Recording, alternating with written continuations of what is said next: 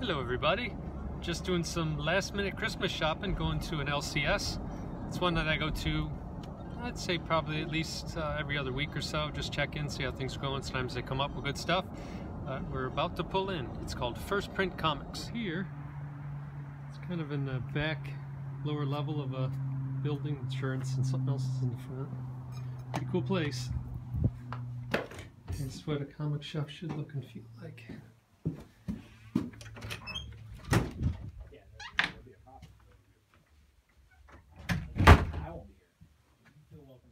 It was a slow week in picking up books, but a really big week, I think, in how I'm going to collect going forward, and that's what we're going to review next.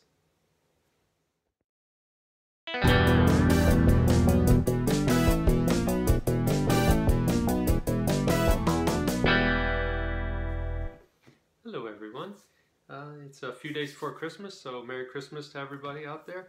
I hope you got all your shopping done. The little video before this, I was picking up stuff this week at my local comic shop, or one of the ones I go to, and you know, I got a couple things there. I got some gifts for people that I'll be giving out on Christmas, and I'll show a couple things that I picked up. And I got something in the mail this week from a certain doctor. Dr. Von Chilla sent me a act of kindness. So this comes to us via the mail, Wintry, PA. It's wrapped, so this will go with the others that I got from Nick and Scott, and they'll get opened on Christmas morning. And I'll do a quick video on Christmas morning, and I'll show anything else comic or pop culture related, I guess, that I get for Christmas, as people usually get for me. I picked up previews. Kind of trying to get into reading the newer stuff more, so that I can maybe find something that I really like out there. Previews is okay. It doesn't really tell you a whole lot, you know, other than this is the book coming out. The one that I found that I've always bypassed and I'm going to start grabbing now is a Spotlight. I don't know if it's a regular thing, but it gives you, you know, synopsises, and it'll go into like the creators, and this is for 2-in-1, and it lets you see, you know, the cover, and then several of the pages on the inside, you know, the first couple pages of it, and then it's followed up with the creators and a little bio and a little blurb on each one of them. It's really cool. So if you see this in your store, I guess don't walk by it, grab it. It's free. So I started looking at this last month, and I know it's a marketing tool, and it is kind of working on me, because I ended up picking this up. Being a Bronze Age person, you couldn't have had the Bronze Age without the Thing, and I really like that they're bringing these two guys back.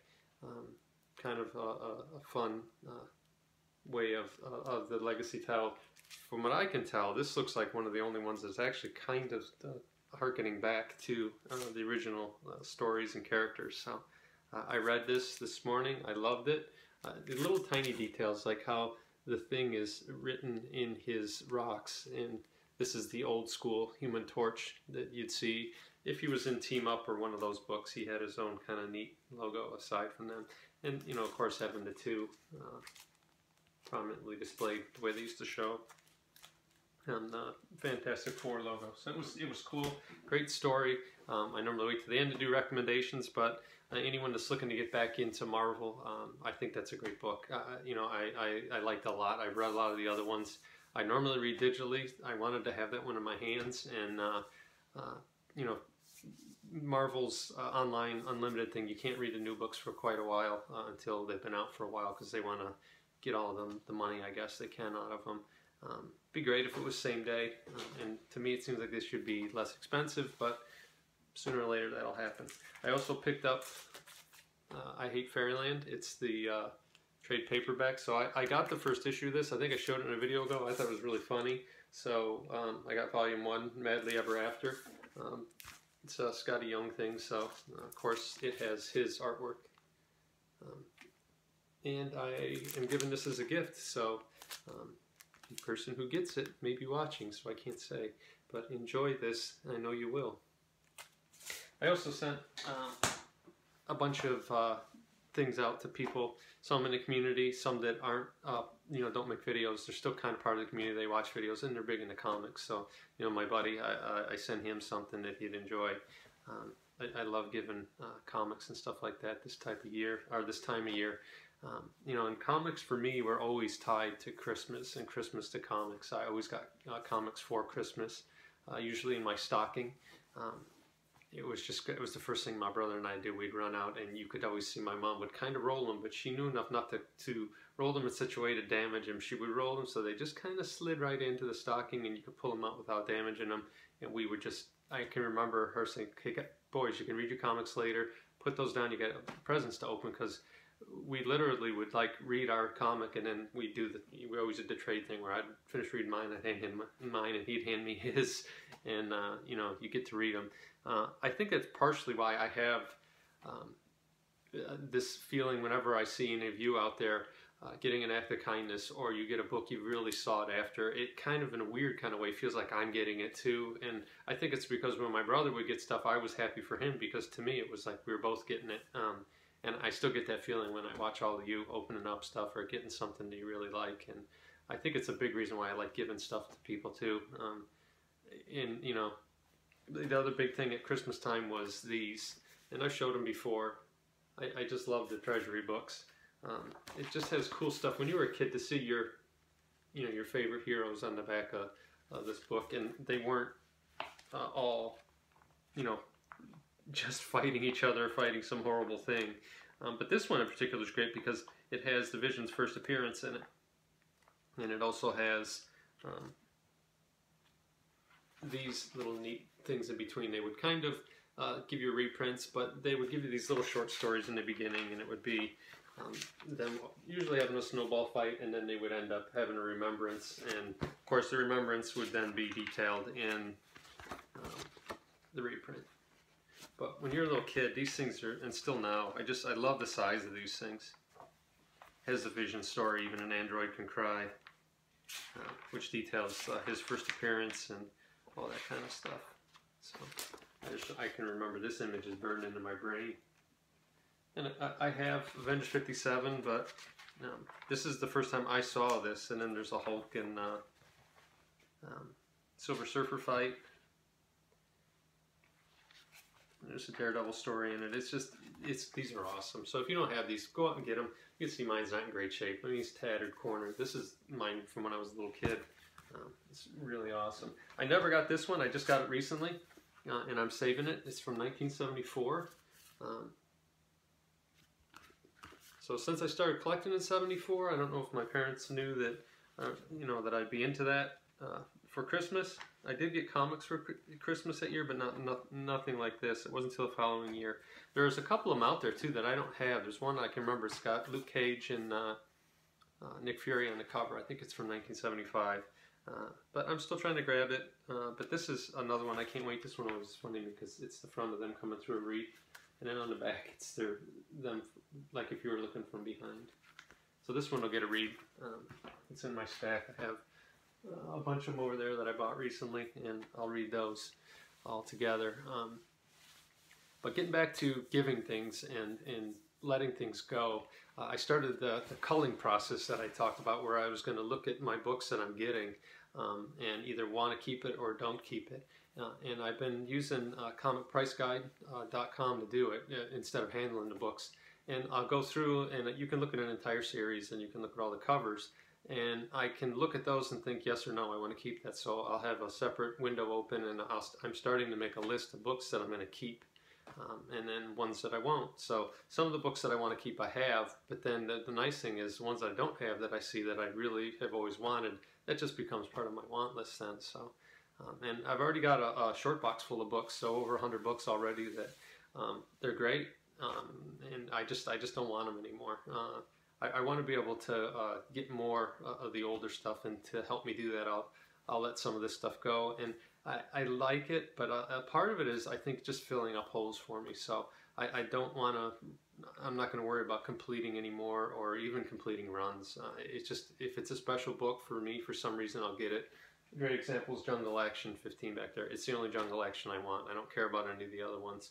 I know I've read the story. I know know all of that stuff, but that cover there, just when I see it, it still brings that nostalgic feeling in you. So to me, if it causes some kind of feeling or emotional pull, then I'll keep it. Otherwise, it's going to go.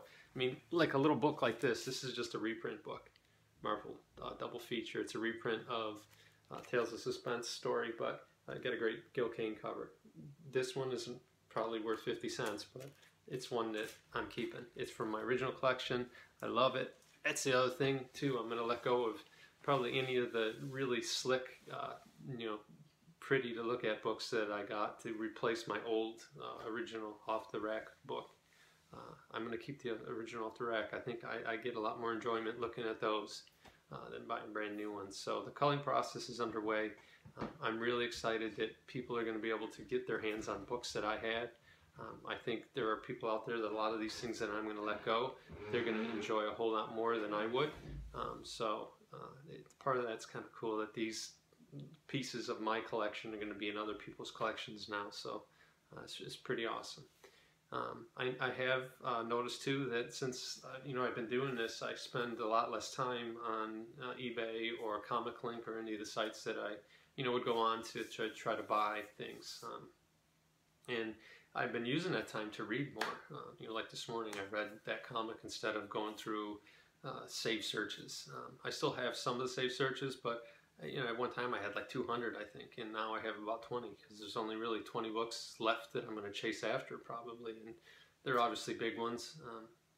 I doubt that I'll find them on eBay, but I'm still going to look, and it kind of gives you a good idea to know the marketplace if you are selling. I don't consider myself a flipper. I do sell comics. I don't usually go out and try to buy a comic with the intent of I'm going to turn this around and sell it. I will, if I see an undervalued book, I'll buy it, clean it up, press it, send it in CGC, and then there's profit there. Especially if you can buy it anywhere 20 to 30 to 40% under market value. There's profit right there as soon as you buy it. But then if you take time, you actually clean it up, and then you press it, and then you get it graded. I've found that graded books yield way higher profit than a non-graded book. Plus, it kind of takes the argument out of it. It becomes a commodity at that point. So, and you can, I don't want to get into the debate, you can go in and look at CGC and find flaws. Look at this 9.8, it's got a bunch of ticks on it, but it's generally accepted. And I do use CGC. It's just the one that I use. My buddy, that's what he sends in, so I send in with him, makes it easy. But and the other thing that I started doing this week, and I've done it a few times, but I find it a lot more enjoyable now, is I've been watching YouTube on my television. I have a big Sony in my living room with a nice Sonos soundbar underneath it.